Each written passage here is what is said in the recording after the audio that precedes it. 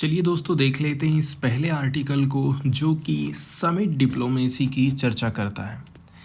आपने ये ज़रूर सुना होगा कि इस समिट का आयोजन इस शहर में इस कंट्रीज़ में किया गया और इसमें इन नेताओं की तरफ से भागीदारी रही। मतलब ये देश के जो लीडर रहे हैं वो इसमें पार्टिसिपेट करे थे।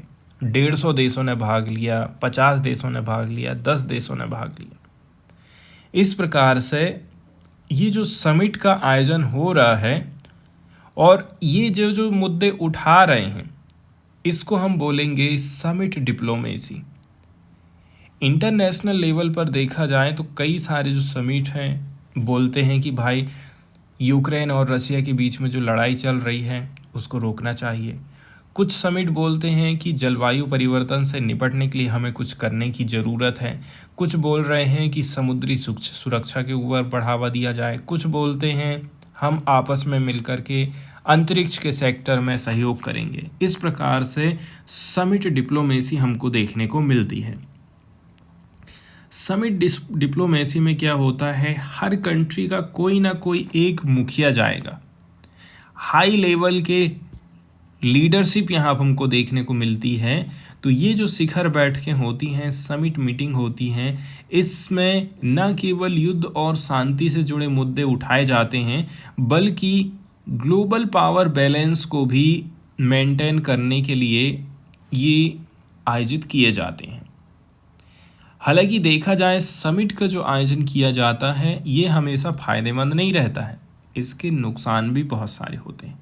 जैसे कि समिट में कौन बैठा है, यदि सामने वाला व्यक्ति खाली अपने लिए सोच रहा है तो समझ लीजिए जो समिट डिप्लोमेसी है वहाँ आपकी फेल हो जाएगी।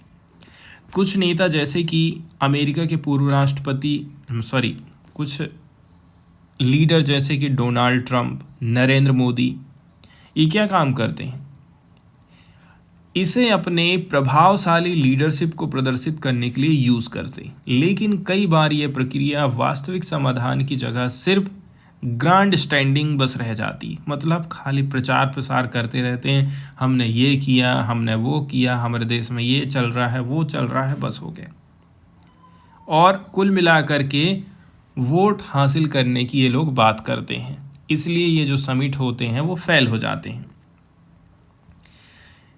इस आर्टिकल के माध्यम से हम समझने वाले हैं डिप्लोमेसी समिट की हिस्ट्री, इसकी क्या क्या चुनौतियां रही हैं, क्या इसके खतरे हैं और क्या इसकी आगे चल कर के संभावनाएं हैं, इसको गहराई से समझेंगे। सबसे पहले तो हम समझते हैं the rise of summit diplomacy and historical perspective. ठीक है, समिट डिप्लोमेसी कोई आज से ही चालू नहीं हुआ है। इसका पहला एग्जाम्पल हमको देखने को मिला था 1814-1815 के दौरान वियना कांग्रेस ऑफ वियना की बैठक हुई थी, जिसने नेपोलियन वार्स के बाद यूरोप की पॉलिटिक्स को फिर से पुनर्गठित करने की कोशिश किया था। 20वीं शताब्दी में देखा जाए कोल्ड वार के दौरान अमेरिका और सोवियत यूनियन नेताओं के बीच में कई समिट की बैठकें हुई थी, जिनका उद्देश्य था पूरे वर्ल्ड लेवल में जो टेंशन चल रही है उसको कम करना। फिर 1978 में आप देखेंगे कैंप डेविड एकॉर्ड्स हुआ था, जिसने इजराइल और मिस्र के बीच शांति स्थापित करने में मदद करी थी। 1980 के दशक में देखा जाए अमेरिकी राष्ट्रपति रोनाल्ड रीगन और सोवियत जो नेता थे मिखाइल गोर्बाचेव के बीच बैठक हुई थी ताकि जो कोल्ड वार चल रहा था उसको ख़त्म किया जा सके। लेकिन ये उतनी ज़्यादा हेल्पफुल नहीं रही, कारगर साबित नहीं हुई थी। मतलब कई बार हम सफल भी हुए हैं और कई बार हम फेल भी हुए हैं। जितनी बार सफलता मिली है उतनी बार हमको विफलता भी मिली है। अब हम समझ लेते हैं perils of modern day sanitary. आधुनिक समिट डिप्लोमेसी के क्या क्या खतरे हैं। पहले नंबर की बात यह है, लोग दिखावे की राजनीति ज़्यादा कर रहे हैं। आज की दुनिया में देखा जाए कई सारे जो नेता हैं समिट डिप्लोमेसी को यूज़ नहीं करते हैं कि कोई रियल प्रॉब्लम को हम सॉल्व कर दें। बस चले जाएंगे और बोलने लग जाएंगे कि हमने इतने लोगों को फ्री में पैसा बांटे हैं हमने, किसानों को ये दिया है, हम महिलाओं को हर महीने 1,000 दे रहे हैं। यही सब चीज़ें अपने देश में भी बोलेंगे और यही सारी चीज़ें वो समिट में भी जा कर के बोलने लग जाते हैं। ठीक है, तो अपनी ताकत दिखाने और मीडिया में सुर्खियां बटोरने के लिए आजकल लोग इस्तेमाल करने लगे हैं। हाल ही में डोनाल्ड ट्रंप और यूक्रेन के राष्ट्रपति व्लादिमीर जेलेंस्की के बीच बैठक हुई थी, वो भी तो हमें यही चीज़ दिखाई दे रहा है ना। ये जो बातचीत रही थी, आपसी बातचीत से ज़्यादा टीवी कैमरों के सामने एक दूसरे को चुनौती देने और राजनीतिक दबाव बनाने का मंच बन गई है। Lack of preparation and rushed decision, ऐसा क्यों हो रहा है? अधूरी तैयारियां रहती हैं और आप तुरंत निर्णय लेते हैं।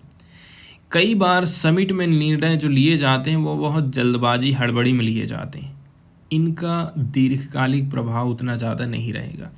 एग्जाम्पल के तौर पर यदि हम देख लें, इराक के जो तानाशाह थे सद्दाम हुसैन पर परमाणु हथियार रखने का झूठा आरोप लगाकर अमेरिका ने उस पर आक्रमण कर दिया। ये एक डिप्लोमेटिक फेल्योर थी जिसमें समिट डिप्लोमेसी की कमजोरी उजागर हुई थी। फिर शक्तिशाली नेताओं की अहंकारी सोच हमको देखने को मिल जाती है समिट डिप्लोमेसी में।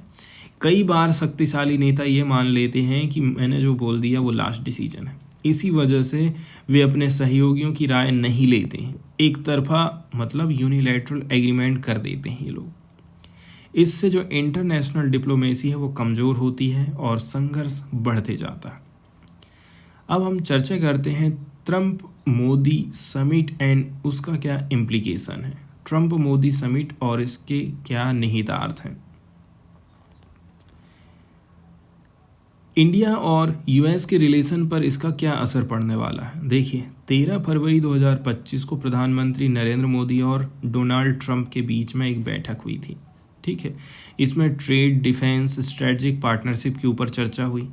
डोनाल्ड ट्रंप ने भारत की टैरिफ नीतियों की आलोचना करी थी, लेकिन इस बैठक में मोदी ने कोई बड़ा झुकाव नहीं दिखाया था, मोदी ने कोई प्रतिक्रिया नहीं दी थी।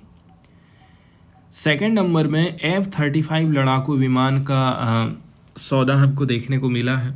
अमेरिका ने बोला है कि हम आपको F-35 फाइटर जेट बेचेंगे, जो कि अभी तक हमको नहीं मिल पाए हैं। अब ये प्रस्ताव भारत के लिए स्ट्रेटजिक अपॉर्चुनिटी हो सकता है, लेकिन इसके पीछे अमेरिका का अपना धंधा पानी और पॉलिटिक्स भी है।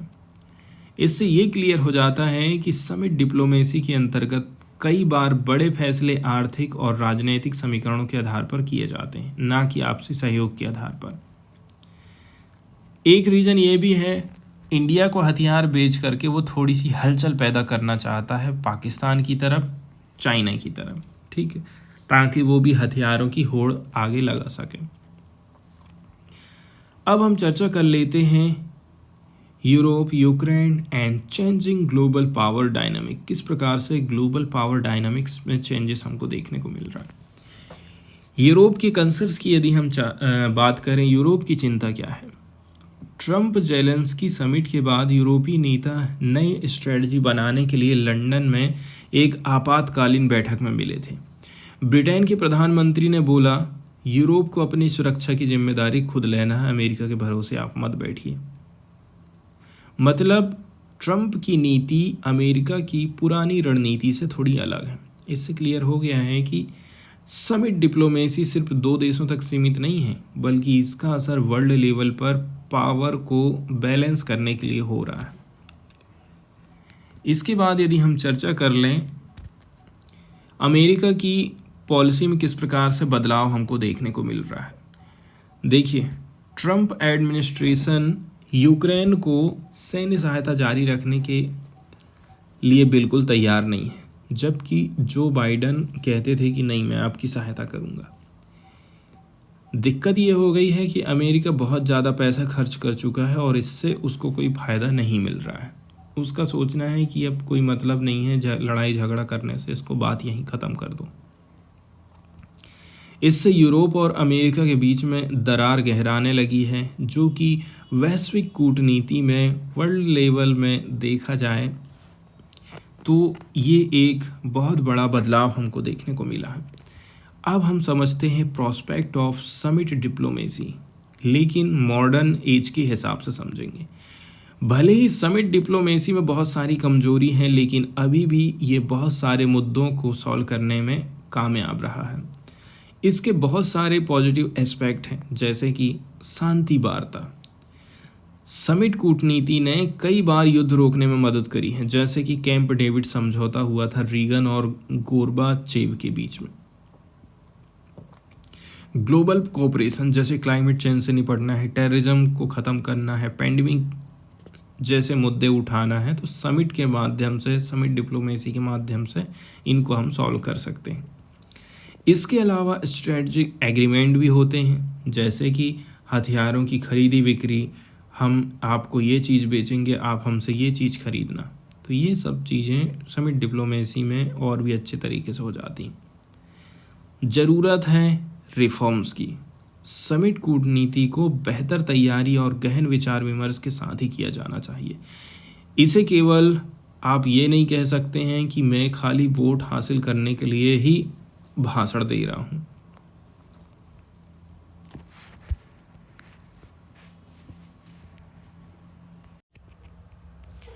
इसके बाद वाला जो एडिटोरियल यहाँ पर चर्चा किया जाएगा दोस्तों, ये पार्टिकुलरली हमारे जो आदिवासी समुदाय हैं उनकी भाषा और संस्कृति को सेफ करने, संरक्षित करने के उपायों के ऊपर ये आर्टिकल लिखा गया है। एक चिंता का विषय ये रहा है कि महाराष्ट्र में एक स्कूल है जहाँ पर गोंडी लैंग्वेज में प्राथमिक शिक्षा बच्चों को दी जाती, मतलब आप ये कह सकते हैं कि प्राइमरी स्कूल में गोंडी माध्यम में बच्चों को पढ़ाया जा रहा है।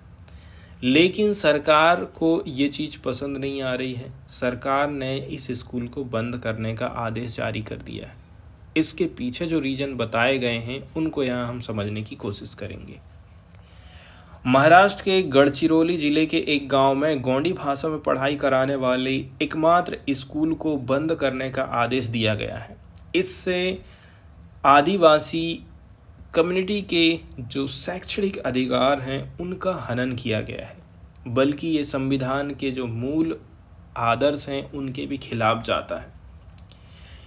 ये निर्णय कई सारे क्वेश्चन पैदा करता है, जैसे कि स्थानीय भाषाओं में शिक्षा का अधिकार हमको दिया गया है।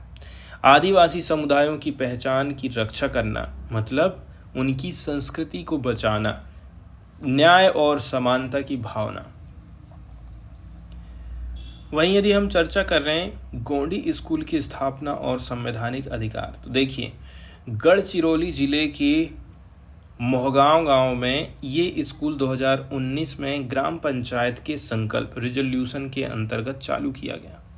इसका उद्देश्य था आदिवासी छात्रों को उनकी मदर टंग में प्राइमरी एजुकेशन प्रोवाइड करके उनका जो लर्निंग आउटकम है उसको हम बेटर बनाएं।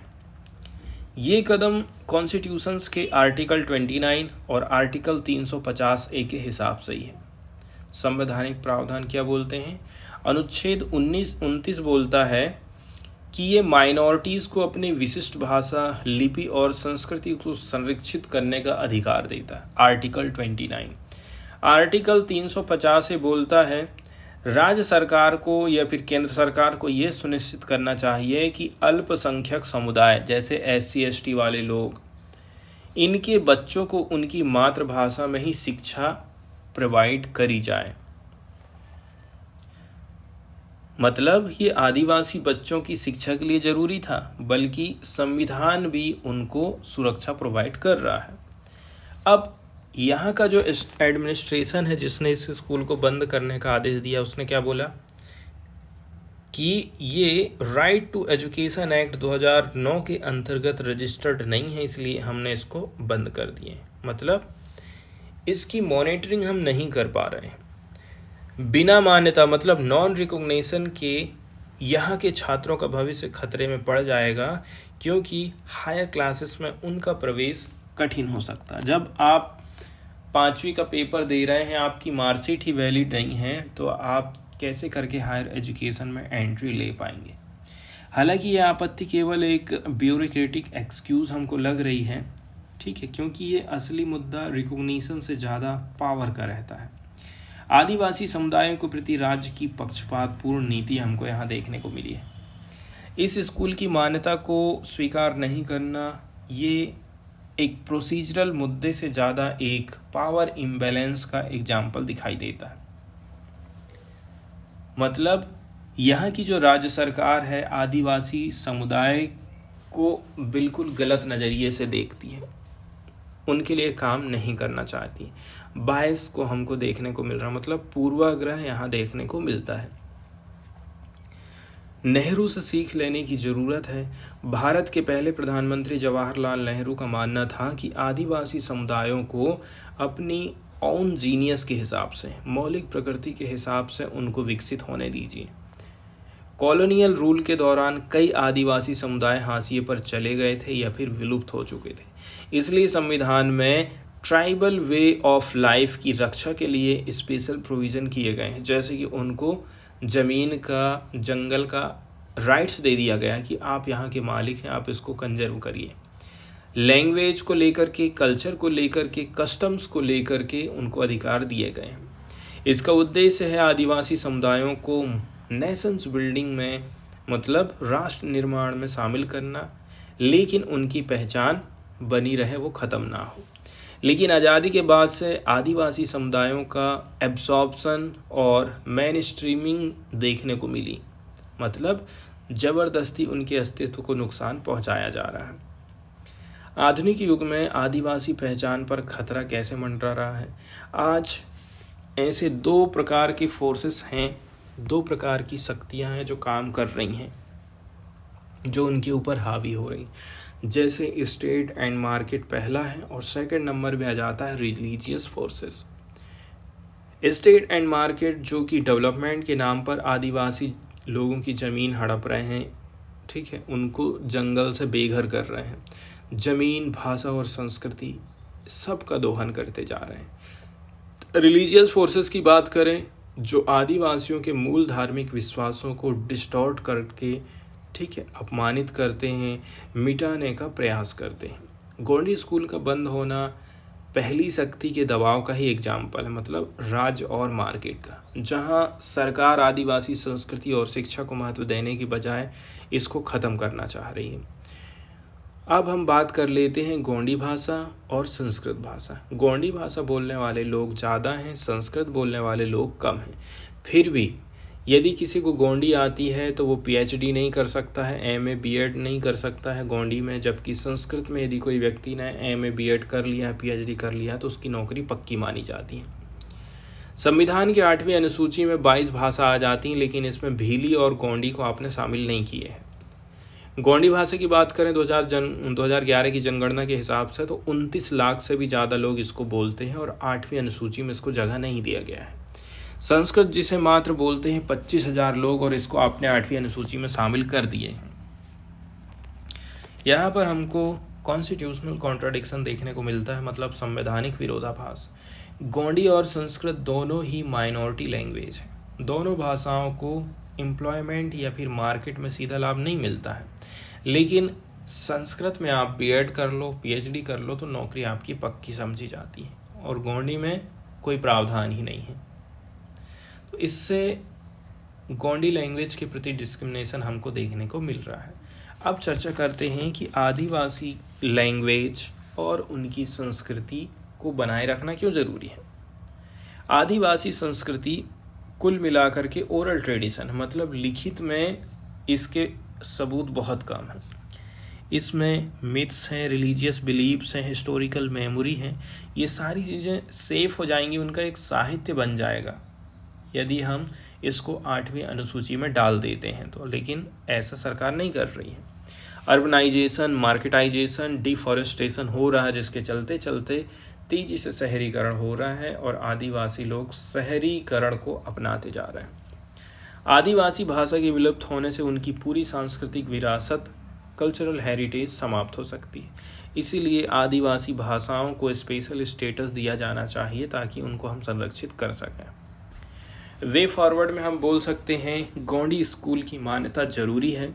जो लोग संविधान के अनुयायी होने का दावा कर रहे हैं वे संस्कृत को बढ़ावा दे रहे हैं, देव भाषा को, लेकिन जन भाषा गोंडी को नज़रअंदाज कर दे रहे हैं। ये मोरल फेलियर है, इसे सुधारना है। गोंडी भाषा में पढ़ाने वाले स्कूलों को आप मान्यता दो। आदिवासी भाषाओं को 8वीं अनुसूची में डालो। राज्य को आदिवासी की संस्कृति, आदिवासियों की भाषा, कल्चर सबको सेव करना चाहिए। ये कदम न केवल स्पिरिट ऑफ कॉन्स्टिट्यूशंस के हिसाब से है, बल्कि यूनिटी इन डाइवर्सिटी के आदर्श को भी मजबूत करेगा।